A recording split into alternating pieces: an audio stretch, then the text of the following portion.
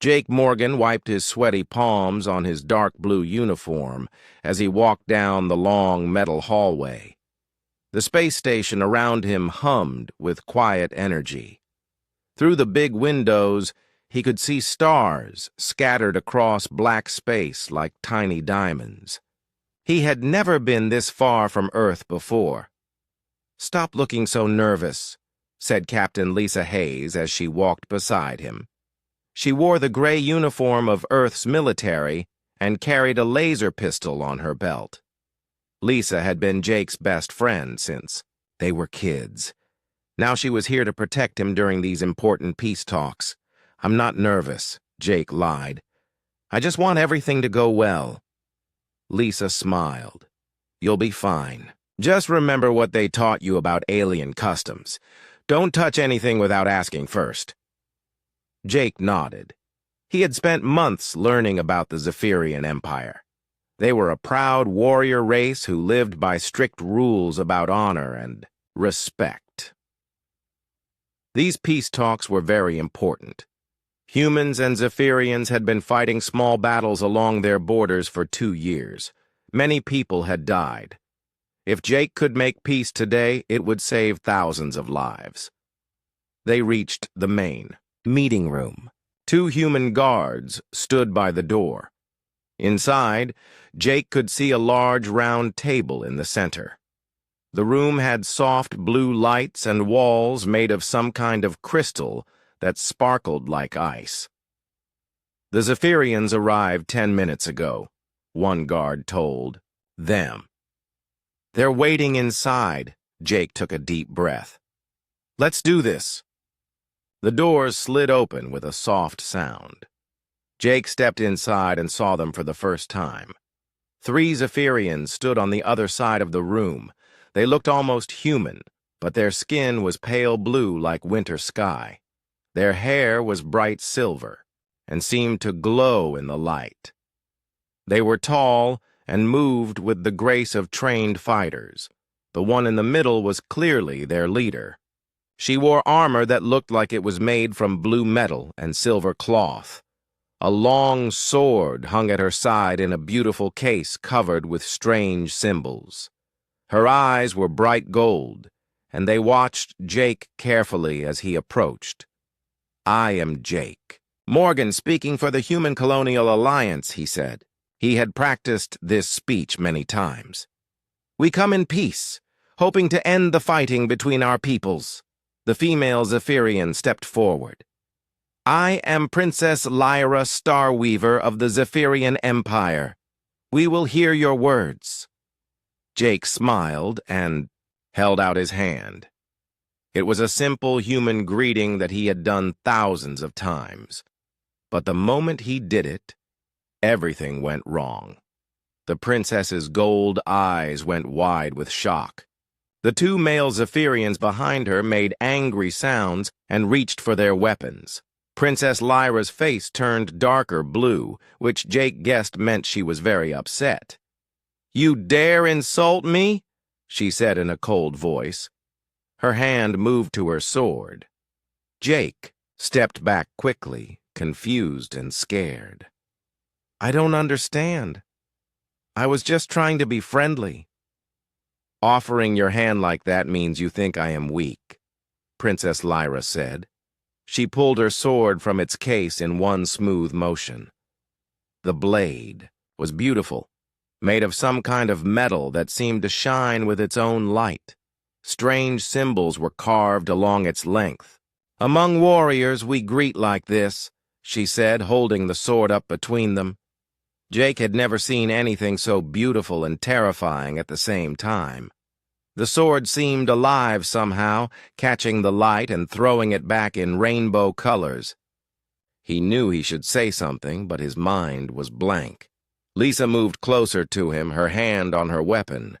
The human guards by the door were ready to fight. The tension in the room was so thick Jake could almost taste it. "I meant no insult," Jake said quickly. "Humans shake hands to show friendship. I didn't know your customs."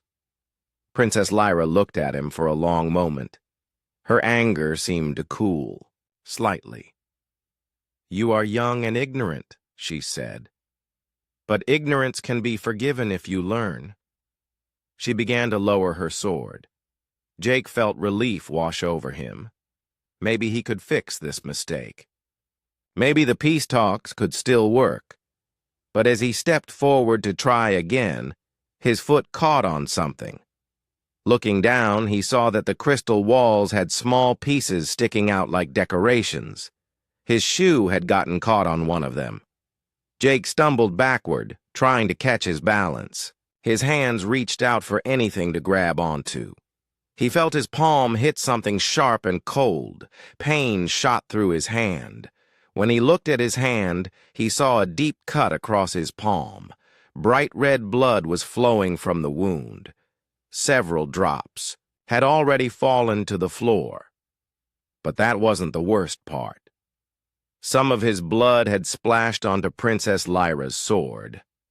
The moment the red drops touched the silver blade, everything changed. The sword began to glow with a bright white light that filled the entire room. The symbols carved into the metal started to move and dance like living things. The light grew brighter and brighter until everyone had to close their eyes. When the light finally faded, the room was completely silent. Princess Lyra stared at her sword in shock. The blade was still glowing softly, and Jake's blood seemed to have disappeared into the metal itself. The two male Zephyrians dropped to their knees so fast that Jake heard their armor hit the floor. They began speaking rapidly in their own language, but Jake could hear fear in their voices. Princess Lyra's face had gone completely white. She looked at Jake, then at her sword, then back at Jake again. "What just happened?"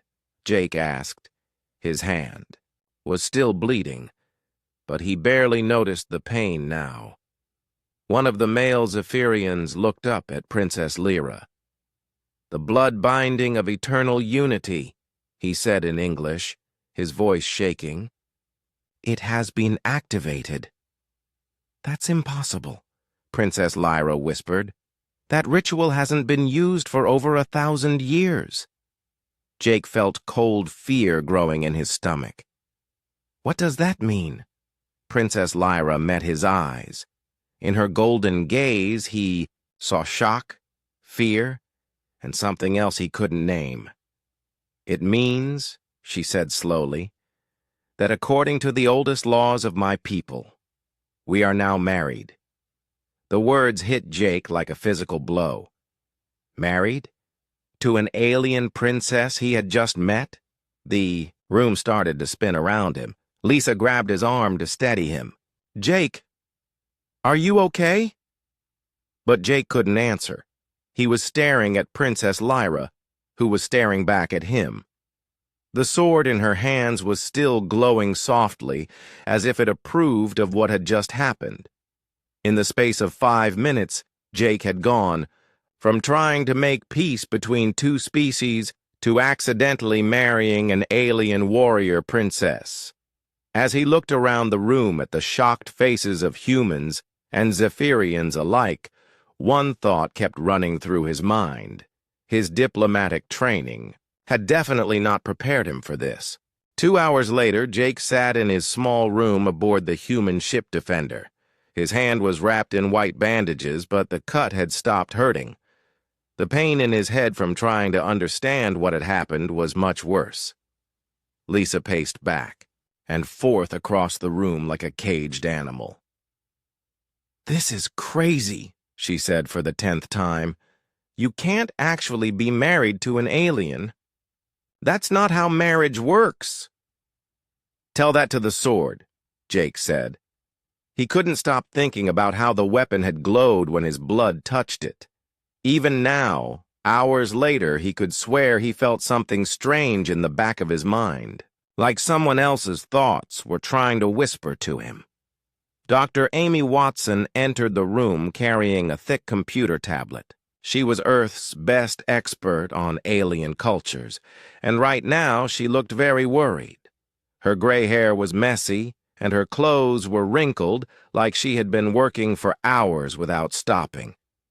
I've been reading everything we have about Zephyrian. History, she said, sitting down across from Jake. The blood binding of eternal unity is real. It's not just a ceremony or a tradition. It's something much more serious. How serious? Jake asked, though he wasn't sure he wanted to know. Dr. Watson looked at her tablet. According to these records, the ritual was created during the Great War that nearly destroyed the Zephyrian people. They were fighting against a terrible enemy, and their different clans couldn't work together. Too much pride and old anger between them. She scrolled through pages of alien text that Jake couldn't read. So their wisest leaders created this binding. When activated, it links two people at the deepest level. They share thoughts, feelings, and even life force. The idea was that if clan leaders were bound this way, they couldn't betray each other without destroying themselves. Lisa stopped pacing. You mean Jake is actually connected to that princess? If the historical records are correct, yes. The binding creates a psychic link between the two people involved. They can sense each other's emotions and share memories. In battle, they can fight as if they share one mind. Jake felt sick. What happens if we try to break it? Dr. Watson's face became very serious. According to the texts, breaking the bond kills both people instantly. Their life forces are so connected that one cannot survive without the other. The room became quiet except for the soft hum of the ship's engines. Jake stared at the wall, trying to process what he had just heard. His life was now tied to an alien princess he had known for exactly 5 minutes. There has to be a way out of this, Lisa said. Maybe the aliens are lying. Maybe this is some kind of trick to control us. Before Dr. Watson could answer, Jake's communication device beeped. A message appeared on the small screen. Princess Lyra requests a private meeting. Urgent. Jake looked at his friends. I guess I should go see what she wants. I'm coming with you, Lisa said immediately. No. Jake stood up slowly. If this binding thing is real, then I need to learn to deal with it. Running away won't help. 20 minutes later, Jake found himself in a small meeting room halfway between the human and Zephyrian ships. Princess Lyra was already there, sitting at a simple metal table. She had changed out of her armor and now wore a plain blue robe. Her silver hair was loose around her shoulders. She looked up when he entered. Your hand. Is it healing well? It's fine, Jake said, sitting across from her. Dr. Watson told me about the binding, about what it really means. Princess Lyra nodded. Elder Sage Kane explained it to me as well. He is our oldest historian. He says the last recorded binding was over 900 years ago. Jake studied her face. She looked tired, and there were worry lines around her gold eyes. Are you feeling it too? The connection? Yes, she said quietly. I can sense your fear, your confusion. It's like having someone else's voice whispering in the back of my mind. Jake was surprised. I can feel something too. I thought I was imagining it. You are not imagining it. Princess Lyra leaned forward. This morning, I could barely remember what Earth looked like from the pictures in our files. Now I have clear memories of green grass and blue skies. But they are not my memories. A chill ran down Jake's spine. You're seeing my memories? Some of them. And you are seeing mine, whether you realize it or not. Tell me, what color is the sky on my home world? Jake was about to say he had no idea, but then an image flashed in his mind. A sky the color of deep purple, with 2 silver moons hanging like pearls. Purple, he whispered. Princess Lyra nodded. With silver moons. You have never been to Zephyr Prime, yet you know this. They sat in silence for a moment, both trying to understand what was happening to them. Jake could feel her emotions now, that he was paying attention. Fear, confusion, but also something else. Curiosity, maybe. My people will be very angry, Princess Lyra said finally. To be bound to a human, they will see it as a great shame. Mine won't be happy either, Jake said. They'll think I've ruined the peace talks. Have we? She asked. Ruined them? Jake thought about it. Maybe not. If this binding is real, if we're truly connected now, maybe that's not such a bad thing. Our people have been fighting because we don't understand each other, but now we have no choice but to understand each other, Princess Lyra finished. Unless we want to die. Yes. They looked at each other across the table. Jake was starting to see past her alien appearance to the person underneath. She was afraid, just like he was. But she was also brave and smart. He could feel her strength through their connection. There's something else, Princess Lyra said. Elder Sage Caney found references to the binding making both people stronger. In the old stories, bound warriors could fight with impossible skill because they shared each other's knowledge and reflexes. Before Jake could ask what she meant, alarms began blaring throughout the station. Red lights flashed on the walls, and a voice came over the speakers. All ships, this is Station Command. Long-range sensors are detecting a large fleet approaching our position. Ships appear to be draconian design. Estimated arrival in 4 hours. Jake felt his blood turn cold. The draconians were the most aggressive species in this part of the galaxy. They had been enemies of both humans and Zephyrians for years. Princess, Lyra stood up quickly. They must have learned about the peace talks.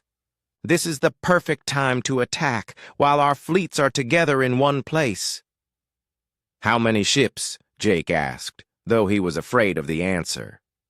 Princess Lyra closed her eyes for a moment. When she opened them, Jake realized she had been using some kind of communication device built into her clothes. Commander Ironblade says their sensors show at least 60 draconian warships. We have 20 human ships and 15 Zephyrian vessels. Jake did the math quickly. We're outnumbered almost 2 to 1. Yes. And draconian ships are more heavily armed than ours. They looked at each other, and Jake could feel what she was thinking through their bond. The same thought was in his own mind. If we're going to survive this, he said slowly, humans and Zephyrians will have to work together perfectly. Yes, but our peoples have never fought side by side before. We don't understand each other's tactics or strategies. Jake felt a strange idea forming in his mind. It was crazy, but maybe crazy was exactly what they needed. What if that's where the binding helps us? He said. You understand Zephyrian military thinking. I understand human strategy. If we can share that knowledge through our connection, Princess Lyra's eyes went wide. We could coordinate both fleets as if they were one force. It might be our only chance. She nodded slowly. Then we must learn to use this bond quickly. Our lives and the lives of everyone on these ships may depend on it. Jake stood up and held out his hand again. This time, he wasn't offering a human greeting. He was offering partnership. After a moment, Princess Lyra took his hand. The moment their skin touched, Jake felt a rush of alien thoughts and emotions. But underneath the strangeness, he felt something familiar. Determination, courage, the will to protect others. We can do this, he said. Yes, she agreed. Together. Outside the meeting room, Jake could hear the sounds of both fleets preparing for battle. In 4 hours, they would face an enemy that wanted to destroy them all. But for the first time, since the binding had happened, Jake felt hope. Maybe his accidental marriage to an alien princess wasn't a disaster after all. Maybe it was exactly what both their peoples needed to survive. Jake stood in the command center of the space station, watching dozens of screens show the approaching Draconian fleet. Each dot of light represented a warship filled with warriors who wanted to kill everyone in this system. His stomach felt tight with fear, but he tried not to let it show. Princess Lyra stood beside him, her gold eyes focused on the tactical displays. She wore her armor again, and her glowing sword hung at her side. Every few seconds, Jake could feel waves of emotion coming from her through their bond. Determination mixed with worry, battle excitement held back by careful planning. Their formation is interesting, she said, pointing to the main screen. See how they're arranged? 3 groups of 20 ships each. Jake nodded. Classic Draconian, hammer tactics. 2 groups will attack from the sides while the main force hits us head-on. They want to crush us like a nut. How do you know their tactics so well? Princess Lyra asked. I studied them in school. Humans have been watching Draconian military movements for years, trying to understand how they think. Jake paused. But knowing what they'll do and stopping it are 2 different things. Captain Lisa Hayes approached them, her face grim. The combined fleet is ready for battle. Admiral Grant is commanding the human ships from the Defender. Commander Ironblade is leading the Zephyrian vessels from the Starfire. Are they working together? Jake asked. Lisa shook her head. Not really. They're planning to fight side by side, but they're not sharing tactics or coordinates. Grant thinks Zephyrian honor codes will get people killed unnecessarily. Ironblade thinks human flexibility will lead to chaos. Jake could feel Princess Lyra's frustration through their bond. It matched his own perfectly. They're both right and both wrong, Princess Lyra said. Honor without flexibility is death. Flexibility without honor is also death. We need to show them a better way, Jake said. He turned to Lisa. Can you get us a direct communication link to both commanders? I can try, but they're pretty busy. Right now. As Lisa worked on the communications, Jake felt something strange happening in his mind. Images and knowledge that weren't his own were flowing through his thoughts. He saw battle formations he had never studied, weapons he had never used, and strategies based on concepts he barely understood. Are you doing that? He asked Princess Lyra quietly. Not on purpose. But yes, I think so. I can feel your human military knowledge mixing with my own. It's very strange. Strange, but useful. I'm starting to understand why Zephyrian warriors fight the way they do. Your honor codes aren't just tradition, they're tactical advantages. Princess Lyra looked surprised. And I'm beginning to see how human adaptability works. You don't just follow plans. You change them as the situation changes. The communication screens lit up, showing Admiral Grant on one side and Commander Ironblade on the other. Both men looked stressed and tired. Jake, I hope you have good news, Admiral Grant said, because we're about to face the biggest Draconian force anyone has seen in years. We might have a solution, Jake said, but it's going to sound crazy. Commander Ironblade's blue face was stern. Speak quickly. We have less than 2 hours before they arrive. Jake took a deep breath. Princess Lyra and I are connected through the binding. We can share knowledge and tactical thinking instantly. What if we could extend that connection to other people? Explain, Admiral Grant said. Princess Lyra stepped forward. If we can link human and Zephyrian pilots through temporary bonds, they could coordinate their actions perfectly. No communication delays, no misunderstandings. They would fight as one mind in many bodies. Both commanders were quiet for a long moment. Then Admiral Grant shook his head. It's too dangerous. We don't know what that kind of connection might do to our people. It could kill them, Commander Ironblade added. The ancient texts speak of madness for those who cannot handle the bond. Jake felt Princess Lyra's determination through their connection. It strengthened his own resolve.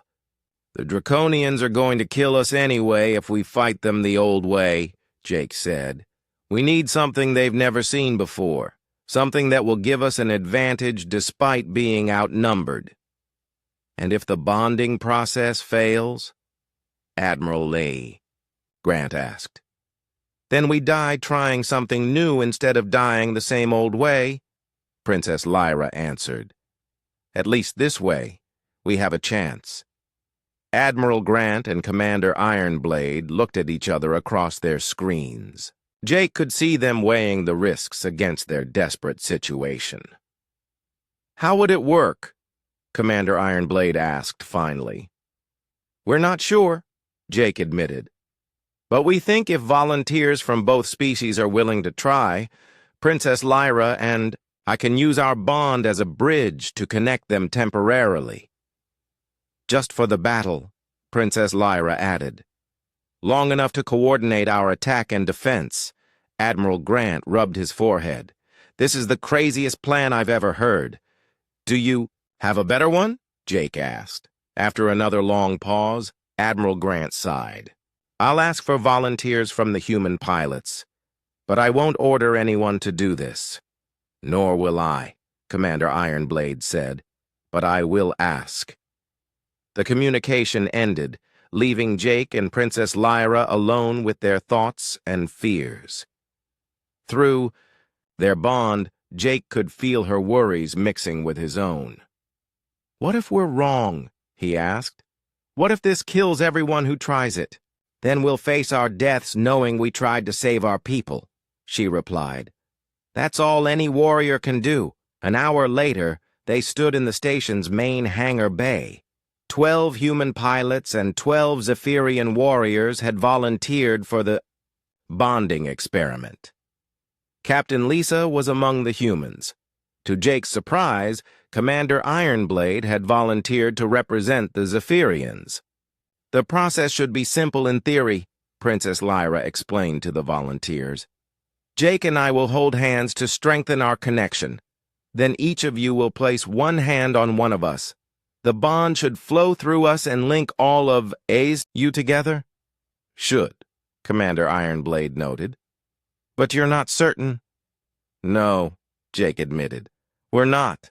This has never been tried before. Lisa stepped forward. I trust you, Jake. You've never let me down before. One by one, the other volunteers nodded their agreement.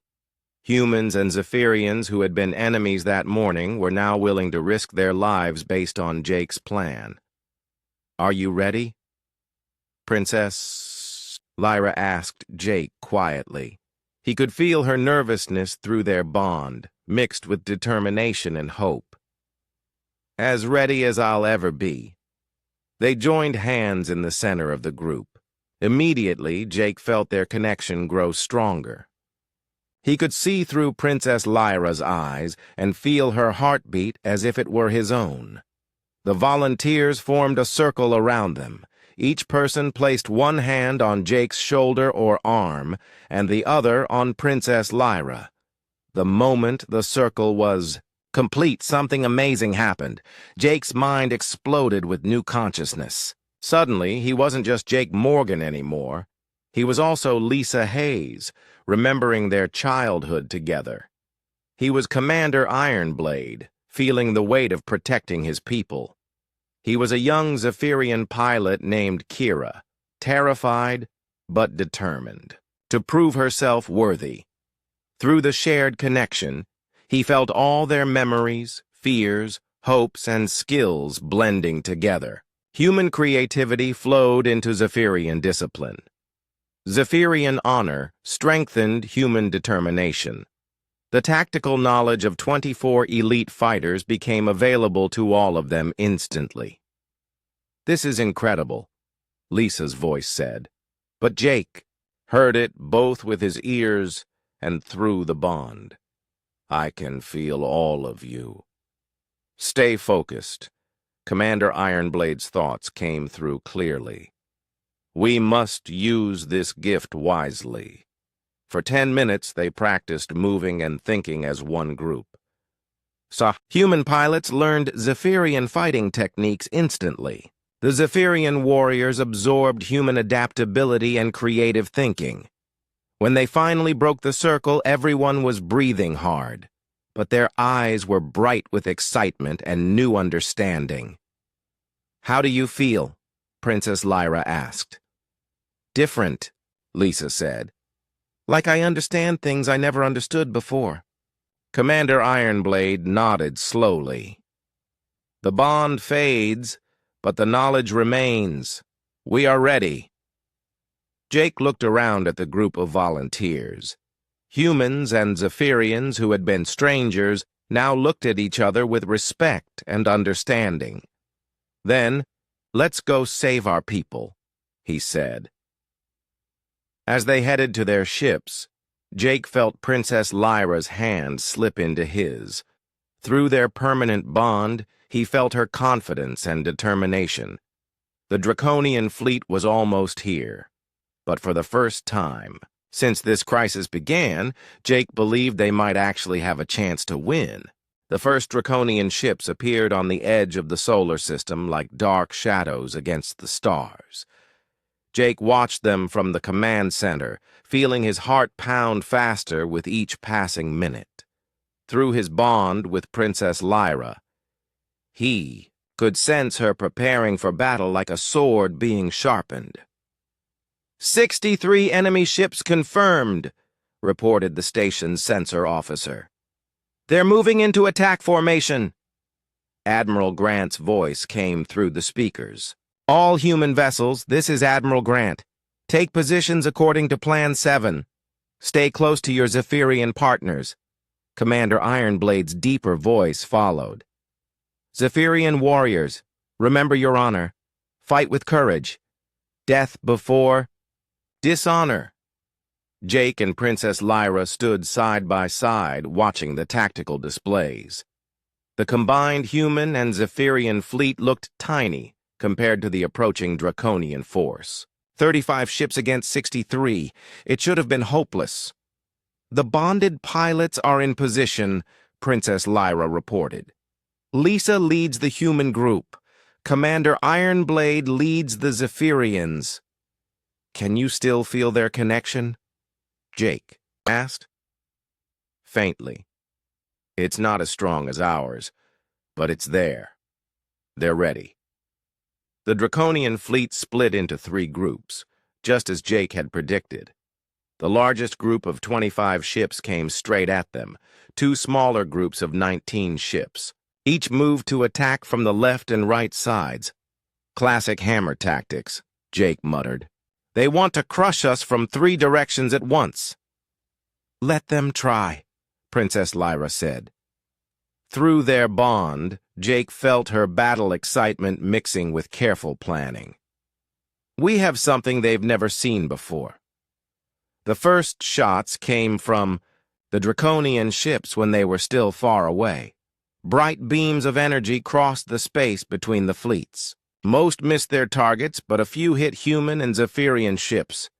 Jake watched as damage reports appeared on his screen. "Human ship Carolina is hit," came a report. "Minor damage to engines." Zephyrian vessel Honor's Edge reports hull breach. "On deck 4, came another. Admiral Grant's voice was calm but tense. "All ships, return fire. Stay in formation." The space between the fleets lit up with weapons fire. Laser beams, plasma bolts, and missile trails crossed back and forth like deadly fireworks. But Jake could see that the traditional battle plan wasn't working. The Draconians had better weapons and more ships. The human and Zephyrian forces were being pushed back. "We're losing," Princess Lyra said quietly. "The separate fleet tactics aren't enough." Jake felt the same realization through their bond. But he also felt something else. Through their connection to the bonded pilots, he could sense Lisa and Commander Ironblade trying to coordinate their attack groups. "Wait," he said. "I can feel them. Lisa and Ironblade. They're trying to link up their squadrons." Princess Lyra closed her eyes, concentrating. "Yes, I feel it too. But they need help. The bond is too weak at this distance." "What if we strengthen it?" Jake asked. "What if we pour our own connection through theirs?" "That's very dangerous. It might break our bond completely." Jake looked at the tactical display. 3 more human ships had taken serious damage. A Zephyrian cruiser was listing to one side, unable to turn properly. "If we don't try, everyone dies anyway." Princess Lyra met his eyes. Through their bond, he felt her agreement and determination. "Together, then," she said. They joined hands and closed their eyes. Jake focused all his thoughts on Lisa, remembering their friendship, their shared memories, their trust in each other. Princess Lyra concentrated on Commander Ironblade, thinking of his honor, his courage, his dedication to protecting his people. Suddenly, Jake could feel both pilots as clearly as if they were standing next to him. Through Lisa, he could sense the 12 human pilots in her squadron. Through Ironblade, he could feel the 12 Zephyrian warriors flying with him. "Lisa," he said, though he wasn't sure if he spoke out loud or through the bond. "Can you hear me?" "Jake? How are you doing this?" Lisa's voice came back clear and strong. "Princess Lyra and I are boosting the connection. You and Ironblade need to coordinate your attacks. Fight as one unit, not two." "Understood." Commander Ironblade's mental voice joined theirs. "Zephyrian. Squadron, link with the humans. Share your targeting data." What happened next was like watching a miracle. The 24 bonded pilots suddenly moved as if controlled by one mind. Human ships with their quick reflexes darted between enemy fire, while Zephyrian vessels with their heavy weapons struck back with perfect accuracy. "Impossible," came a voice from one of the Draconian ships. "How are they coordinating so precisely?" The answer was that they weren't just coordinating, they were thinking together. When a human pilot saw an opening in the enemy formation, every Zephyrian warrior knew about it instantly. When a Zephyrian spotted an enemy weak point, every human fighter moved to exploit it immediately. "It's working," Princess Lyra whispered. Jake could feel her amazement through their bond. The bonded squadron tore through the right side of the Draconian formation like a sword through cloth. Ships that had been overwhelming the Allied forces just minutes before were now struggling to keep up with attacks that came from unexpected directions. But the effort was draining. Jake could feel Princess Lyra's strength flowing out of her as they maintained the enhanced connection. His own energy was being pulled away, making him dizzy and weak. "We can't keep this up much longer," he said. "We don't need to."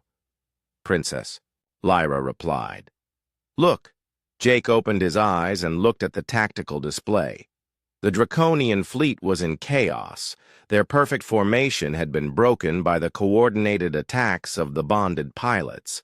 Ships were colliding with each other as they tried to avoid the precisely timed strikes, but more importantly, the other human and Zephyrian ships were starting to work together too. Watching the success of the bonded squadron, Admiral Grant and the remaining Zephyrian commanders were adapting their tactics. Human ships provided cover while Zephyrian vessels charged forward. Zephyrian warriors shared targeting data, while human pilots used their speed to confuse the enemy. "They're learning," Jake said with wonder. "Watching the bonded pilots work together is teaching them how to cooperate." The battle turned in their favor quickly after that. The Draconian ships, built for fighting enemies who used traditional tactics, couldn't adapt to the new style of combat. They were used to fighting humans who acted like humans and Zephyrians who acted like Zephyrians. They had no idea how to handle opponents who combined the best of both species. Within an hour, half the Draconian fleet was destroyed or disabled. The remaining ships tried to retreat, but the bonded squadron hunted them down with ruthless efficiency. "Draconian. Command ship is surrendering," reported the censor officer. "They're requesting terms." Admiral Grant's voice came through the speakers. "This is Admiral Grant to all ships. Cease fire. Accept their surrender." Jake and Princess Lyra finally let go of each other's hands. The enhanced connection to the pilots faded, leaving them both exhausted but victorious. "We did it," Jake said, hardly believing it was true. "No," Princess Lyra corrected him. "We all did it. Humans and Zephyrians together." Lisa's voice came through Jake's communicator. "Jake, you should see the looks on the Draconian prisoners' faces. They can't understand how we beat them so easily." "It wasn't easy," Jake replied. "It was teamwork." As the excitement of victory faded, Jake began to understand what they had really accomplished. They hadn't just won a battle. They had proved that humans and Zephyrians could work together in ways that made both species stronger. "The peace talks can continue now," Princess Lyra said, "but I think they're going to be very different from what anyone expected." Jake nodded. "Our peoples aren't just going to be allies. We're going to be partners." Through their bond, he felt Princess Lyra's agreement and something else. Pride, not just in their victory, but in what they had built together. The accidental marriage that had seemed like a disaster was becoming the foundation for something amazing. A new kind of cooperation between species that could change the galaxy. But first, Jake realized, he and Princess Lyra needed to figure out how to be married to each other. The bond that had saved both their peoples was permanent. They were connected for life. Looking at her tired but happy face, Jake discovered that the idea didn't scare him anymore. Through their shared thoughts and emotions, he was beginning to understand who Princess Lyra really was. And what he found there was someone he could respect, admire, and maybe even love. "Ready for the next challenge?" he asked her. Princess Lyra smiled, the first real smile he had seen from her. "With you? I'm ready for anything." 3 days after the battle, Jake stood in the main conference room of the space station, watching history being made. Representatives from dozens of alien species had arrived to witness the signing of what everyone was calling the Unity Treaty. But Jake knew the real history had been made during those desperate hours when humans and Zephyrians had fought as one people. Princess Lyra sat beside him at the long table, wearing formal robes instead of her armor. Her glowing sword rested, in its case on the table between them, a reminder of how this all began. Through their bond, Jake could feel her mixture of pride and nervousness. This was bigger than either of them had imagined possible. Admiral Grant and Commander Ironblade sat across from them. The two military leaders had become close friends after the battle, united by their shared experience of commanding forces that fought like nothing anyone had ever seen before. "The Unity Protocol is ready for your approval," Dr. Watson said, placing a thick document in front of them. It establishes the legal framework for voluntary bonding between humans and Zephyrians for military, scientific, and diplomatic purposes. Captain Lisa, who now wore the insignia of a Unity Squadron commander, leaned forward. We have over 100 volunteers from both species who want to try the temporary bonding process. The pilots who fought in the battles say it was the most amazing experience of their lives. What about the risks? Jake asked. He and Princess Lyra had spent hours talking about the dangers of extending their bond to others. Dr. Watson and Elder Sage Caney have been working together, Princess Lyra said. They believe they can create safer bonding rituals for different purposes. Short-term connections for military operations, longer bonds for scientific research, even permanent bonds for those who choose them. Jake felt a flutter of excitement through their connection. Permanent bonds? You mean other couples like us? Why not? Princess Lyra smiled. Our bond has brought our peoples together. Perhaps others would choose the same path. Elder Sage Caney, the ancient Zephyrian historian, stood up slowly. His silver hair was pure white with age, and his gold eyes held centuries of wisdom. I have studied the old texts for days, he said, in his creaky voice. The blood binding was always meant to unite different peoples. Our ancestors would be proud to see it used this way again. Admiral Grant cleared his throat. Before we make this official, I want everyone to understand what we're really doing here. We're not just creating an alliance between two species. We're creating something entirely new, a hybrid culture that combines the best of both our peoples. Is that what you want? Commander Ironblade asked Jake and Princess Lyra. To be the symbols of this new culture? Jake looked at Princess Lyra. Through their bond, he could feel her thoughts clearly. She was thinking about the same thing he was. 3 days ago, they had been strangers from different worlds. Now they understood each other better than most married couples ever would. We're already symbols, Princess Lyra said. The question is, what kind of symbols we want to be. The kind that shows both our peoples what's possible when we work together, Jake replied. The signing ceremony was simple, but moving. Jake and Princess Lyra each signed the Unity Treaty with their own hands, then placed their joined hands on the document together. The moment their bonded touch reached the paper, it began to glow with the same soft light as Princess Lyra's sword. The Unity Alliance is now official, announced Elder Sage Kane. May it bring peace and prosperity to all our peoples. The celebration that followed lasted for hours. Humans and Zephyrians, who had been suspicious enemies just days before now, talked and laughed together like old friends. The bonded pilots shared stories of what it felt like to think with multiple minds. Scientists from both species made plans for joint research projects. But the real celebration came later when Jake and Princess Lyra found themselves alone on the observation deck, looking out at the stars. Do you regret it? Princess Lyra asked, quietly. The bond? Being tied to me forever? Jake considered the question seriously. Through their connection, he could feel her uncertainty and hope. A week ago, I would have said yes, he admitted. I was terrified of being trapped in something I didn't understand. But now I can't imagine being without this connection. You're not just my wife because of some ancient ritual.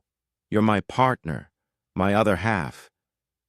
I understand you better than I've ever understood anyone. Princess Lyra moved closer to him. I feel the same way. When the bond first formed, I thought it was a curse. my people would see it as shame. But instead, it's become the greatest honor of my life. What happens now? Jake asked. We've started something that's going to change both our civilizations. We guide it, Princess Lyra said simply. We help our peoples learn to work together, the way we have. We show them that unity makes us stronger, not weaker. A soft chime from Jake's communicator interrupted their conversation. Lisa's voice came through clearly. Jake, sorry to bother you, but we're getting reports from the outer colonies. 3 different species have asked to meet with Unity Alliance representatives. They want to learn about our bonding techniques. Jake and Princess Lyra looked at each other in amazement. It's spreading, Princess Lyra whispered. Other species want to create their own unity bonds. That was fast, Jake said. Then he spoke into the communicator. Tell them we'll meet with them. Set up a conference for next week. Will do. Oh, and Jake, the draconian prisoners want to talk to you and Princess Lyra personally. They say they want to understand how we defeated them so completely. After Lisa signed off, Jake and Princess Lyra stood in comfortable silence, watching the stars and feeling each other's thoughts and emotions flow between them. 5 years from now, Jake said, what do you think we'll be doing? Through their bond, Princess Lyra shared an image from her imagination. Jake saw himself and her traveling between worlds, helping other species create their own unity alliances. He saw humans and Zephyrians working together on massive projects that neither could accomplish alone. He saw children who were raised understanding both cultures from birth. We'll be building a new kind of galaxy, she said. One where being different makes us stronger instead of driving us apart. I like that vision, Jake said. Let's make it happen. Princess Lyra took his hand, and their bond flared with shared determination and love. Together, she said. Always together, Jake agreed. 2 years later, Jake and Princess Lyra stood on the bridge of the Unity Alliance flagship Harmony. They were traveling to the Centauri system, where a 3-way war between different alien species had been raging for decades. It would be their 15th successful mediation mission. The ship around them was a marvel of combined human and Zephyrian technology. Human creativity had found ways to enhance Zephyrian engineering, while Zephyrian precision had perfected human innovations. The crew was made up of both species, with several bonded pairs working in perfect coordination. Sensors show 3 battle fleets converging on the 4th planet, reported Lieutenant Commander Lisa Hayes Ironblade. She and Commander Ironblade had chosen a permanent bond 6 months earlier, becoming the 2nd official Unity marriage. Any response to our peace offering? Princess Lyra asked. 2 of the 3 fleets have agreed to talks, came the reply. The 3rd is still firing on everyone in sight. Jake smiled. Sounds familiar? Remember our first meeting? Through their bond, Princess Lyra shared the memory of that day when his blood had first touched her sword. It seemed like a lifetime ago. I thought my life was over when the binding activated, she admitted. I never imagined it was actually just beginning. Ready to save another civilization? Jake asked. Princess Lyra drew her sword, which still glowed with the light of their bond. With you, I can save the galaxy. As their ship approached the war zone, Jake reflected on how much had changed. The Unity Alliance now included 12 different species. The bonding techniques had been refined and adapted for dozens of different alien biologies. Wars were ending, trade was flourishing, and the galaxy was becoming a more peaceful place, all because he had accidentally cut his hand and bled on an alien princess's sword. What are you thinking about? Princess Lyra asked, feeling his amusement. Through their bond. Just wondering what would have happened if I'd been more careful that day, if I hadn't stumbled and cut myself. Princess Lyra considered this seriously. Then thousands of people would have died in wars that didn't need to happen. Our peoples would still be strangers, and I would never have met the other half of my soul. No regrets then? None at all. That accident was the best thing that ever happened to both our peoples. Jake squeezed her hand as their ship entered the battle zone. Through their bond, he felt her love, her confidence, and her determination to bring peace to another corner of the galaxy. Behind them, the crew of humans and Zephyrians worked together with the seamless coordination that had become the hallmark of the Unity Alliance. Different species, different cultures, different ways of thinking, all united by bonds of understanding and respect. "Beginning diplomatic approach," reported the communications officer. "All 3 fleets are responding to our signals." "Then let's go make some new friends," Jake said. As the Harmony moved toward its destiny, Princess Lyra's sword glowed brighter, as if it approved of their mission. The ancient weapon, the